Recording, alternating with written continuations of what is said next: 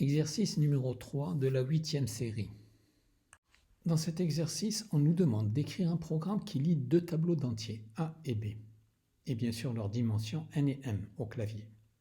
Ensuite, on ajoutera les éléments de B à la fin du tableau A.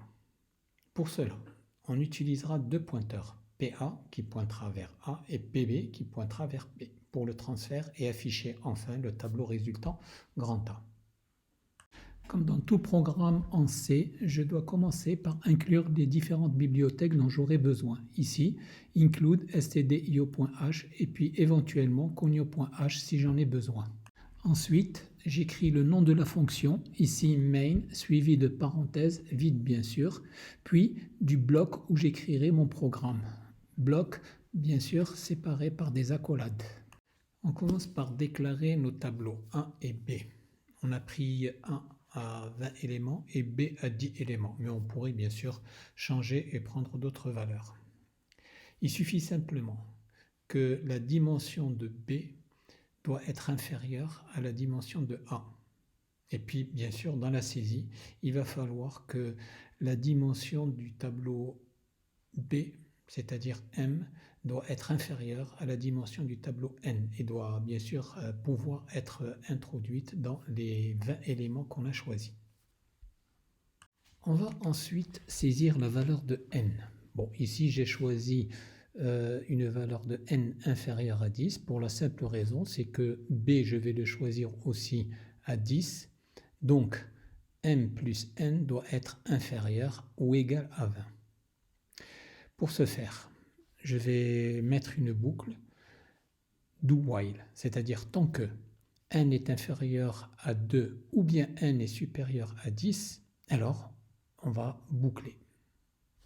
On va demander de saisir la dimension du tableau A en affichant bien sûr A inférieur ou égal à 10. Vous constaterez que j'ai encore utilisé l'élément système CLS, l'instruction CLS qui permet d'effacer l'écran. Exactement de la même façon et avec la même logique, je vais saisir M, c'est-à-dire avec une structure do while. Constatez aussi que lorsque je saisis une valeur qui est inférieure à 2 ou supérieure à 2, j'affiche tout simplement en recommencer.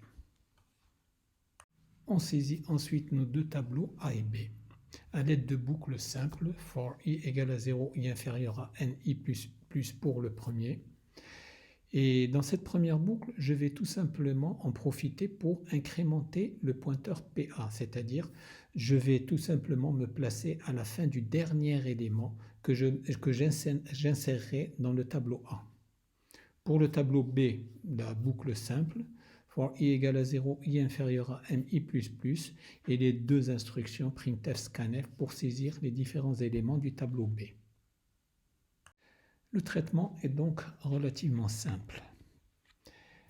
Puisque j'ai mon pointeur PA qui pointe vers le dernier élément de A, il me suffit de faire une boucle for i égale à 0, i inférieur à ni++, c'est-à-dire sur tous les éléments de B, prendre l'élément de B qui est pointé par PB et je vais l'affecter à la variable qui est pointée par PA, c'est-à-dire étoile PA est égale à étoile PB. Je m'empresse d'incrémenter PA et d'incrémenter PB de façon à passer à l'élément suivant. Dernière étape, affichage des résultats, c'est-à-dire ici afficher le tableau A.